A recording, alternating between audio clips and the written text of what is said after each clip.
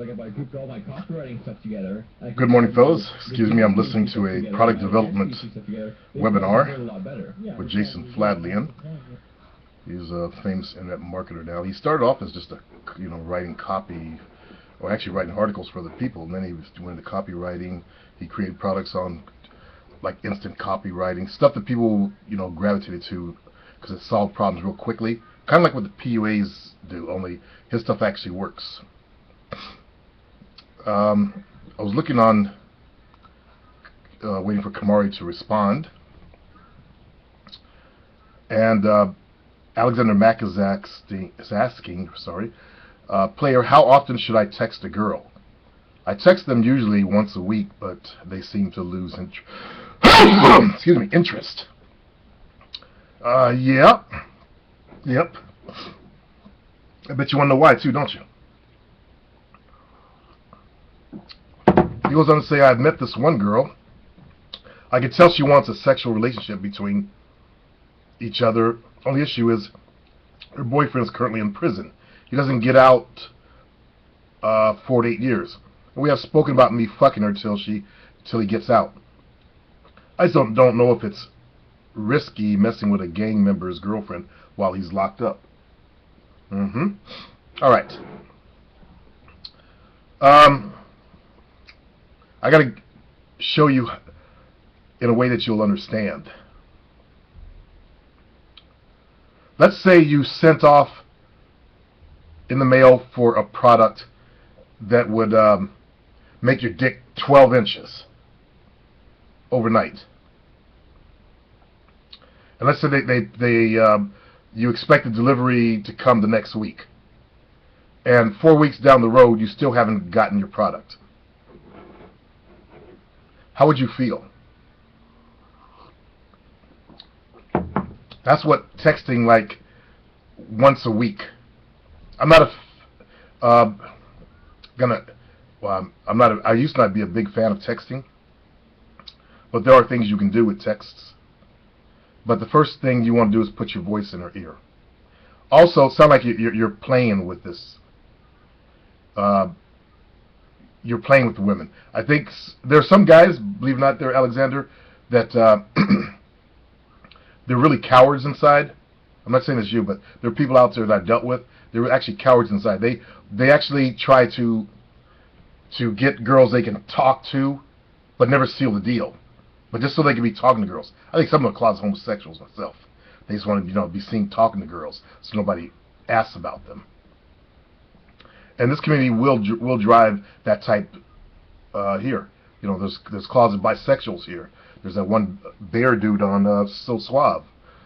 That's he's hunting men that I've talked about. But you want to step up your contacts with her. Invite her out to coffee. Invite her out to get a drink, get a soda, whatever. Invite her out of her house and pull her into your world. That's what you got to do. Okay. Now, as for the gang dude, I can't really advise you on that one. If it was me, I would hit it and quit it. She's gonna fuck somebody. So he's in there, and his boys are probably fucking her too. Shit. Let's see. Bao says let her alone. The chick sounds like she's got too much negative shit. I agree with Bao too on that. I do agree with Bao. If she's the type that would mess with a dude that's in a gang, that makes me wonder what your level of life is like also. Alright. Into the inbox.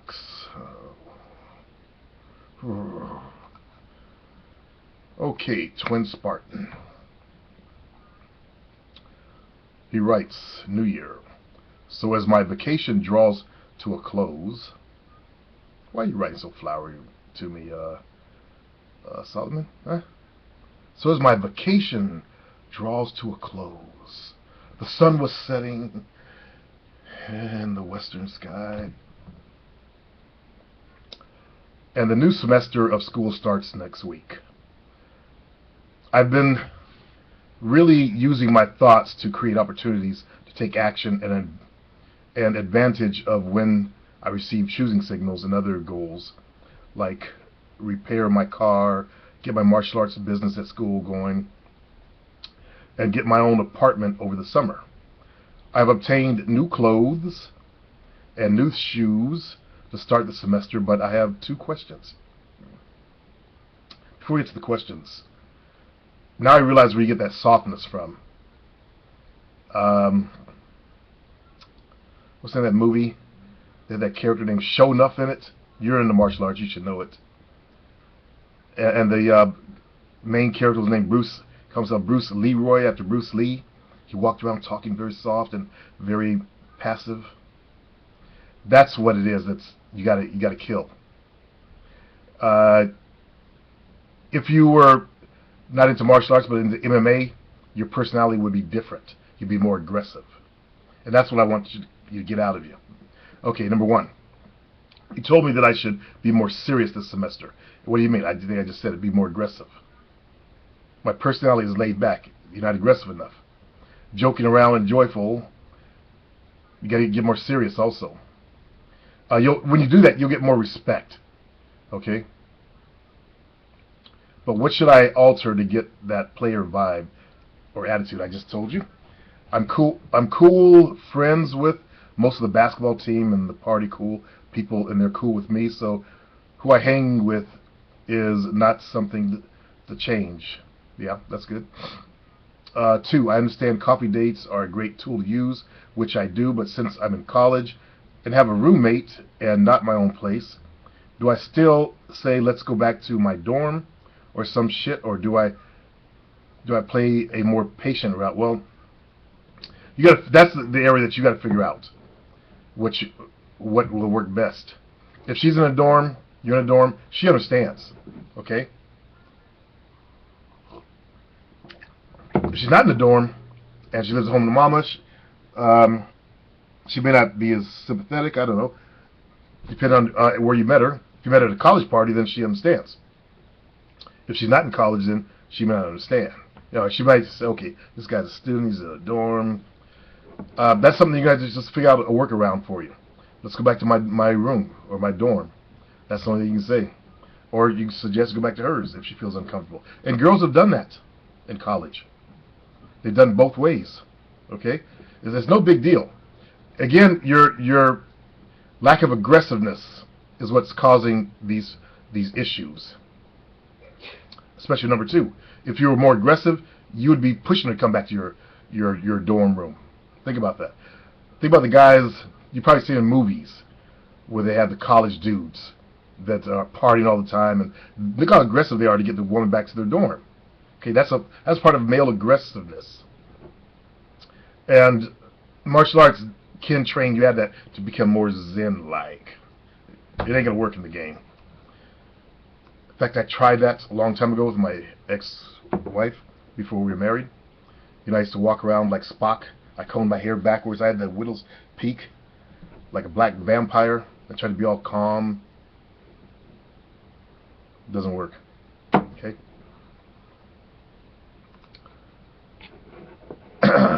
Hudson James. I'm currently reading the Game by Neil Strauss. Okay. And love the book. Did you ever read the book? And if so, what are your thoughts? If not, why have you not read it? Okay. First of all, Hudson, I'm an African American. When I came on the internet, my game was way over Neil Strauss's game. All right? Neil Strauss, he's also a professional writer. That's why you enjoyed the book. I guess he's writing about his stories while he was down there in that mansion in L.A. Okay? The same one that they invited him to come down and stay in. Now, Neil Strauss is also the guy that challenged me to come out to Texas for some Texas summit. But you got to understand where I come from. I'm from the real world. I'm not one of these guys that got online, got into the community, and learned a bunch of robotic shit. I come from the real world, Hudson. All right? That's the difference between me and these guys. I'm the real thing from the real world. Before I came on the net, I had tons of game. I'd already mastered women. I was working my way up. I wanted to go into the pimp level. Is where I was going. The levels are player, Mac, pimp, and this PUA thing is dying out. By the way, so they don't even exist. They're like down here. There's also at the Mac level over here, underneath the Mac, this is kind of to the side, are what you call gigolos. I call them gigahos. A Mac has power.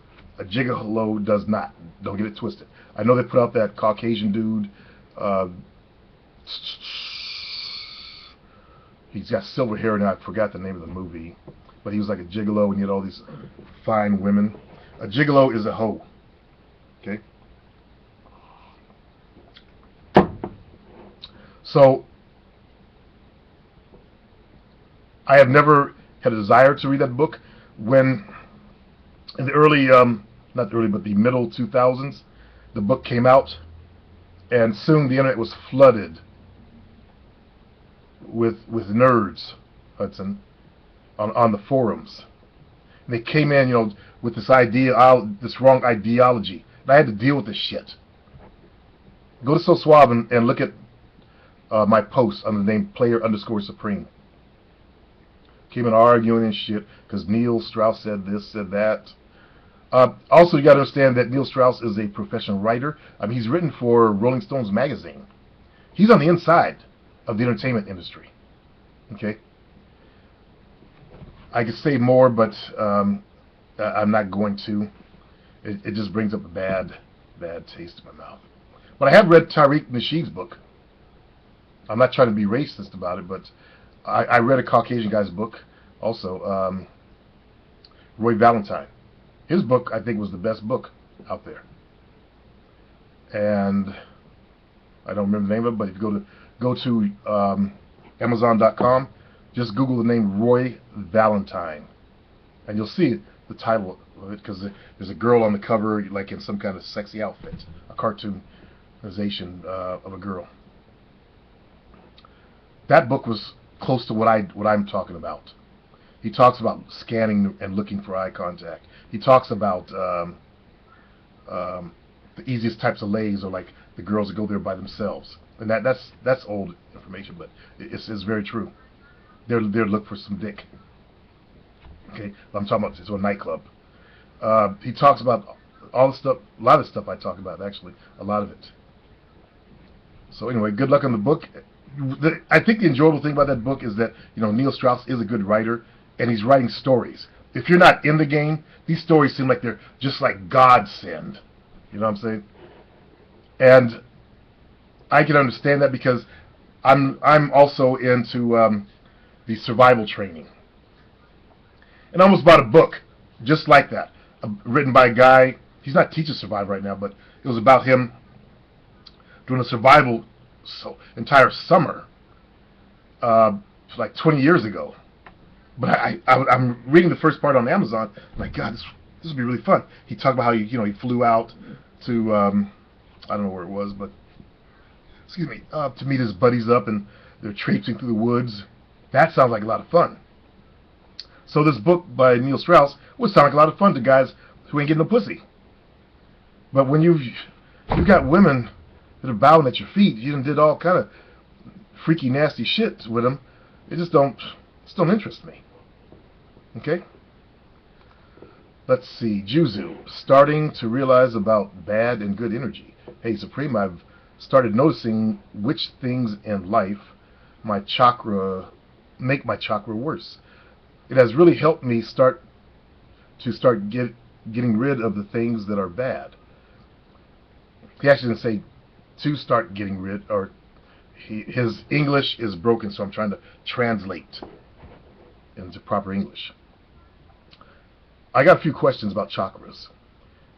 Can chakras go down, let's say, in one day moment, so that it has to heal a long time? I don't know. Are some people more sensitive to energies than others? Highly, 100% yes. That would be me. I'm one of those people. If there's two people, a negative one and a positive one, which one of the two puts their energy down or up. Okay, you'll find that when you get around negative people, they can pull your energy down, and that's why they're there. They're feeding off the positive person's energy, like an emotional vampire. In fact, there's quite a few good books out there titled or about emotional vampires. Just Google it.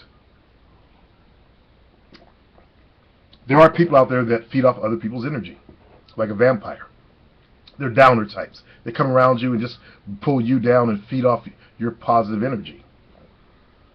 It depends on how strong the positive person is, though. You can't pull a negative person up. They have to want to come up. That's the problem. Okay? So them hanging out with you is going to kind of bring your energy down. People are like pitchforks. You tune one, hit one, and you put the other one near it, it starts vibrating the same frequency or similar. And I suggest you guys, if you have negative friends, spend as little time with them as you can, like I've done. Which brings me to, I've talked about my two negative friends. I've cut Small Mr. Negative out, and Tall Mr. Negative actually contacted me after, it's been like 10 years.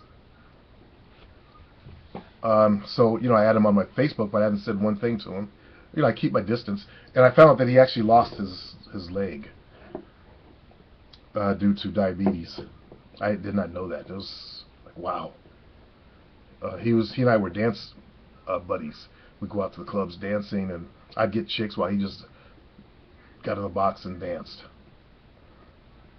And talked about, I would go and fuck my cat and that chick. Basically, he had fear issues. And he always talked about his girlfriend in England until she came down pregnant with someone else's kid. This brother would, this black dude, he would take his credit card and send her lingerie over there, from Fredericks.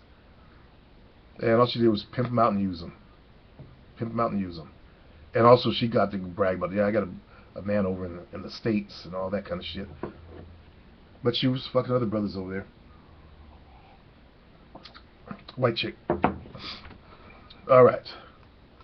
That's our show for the day, I guess, fellas. You guys have a good day.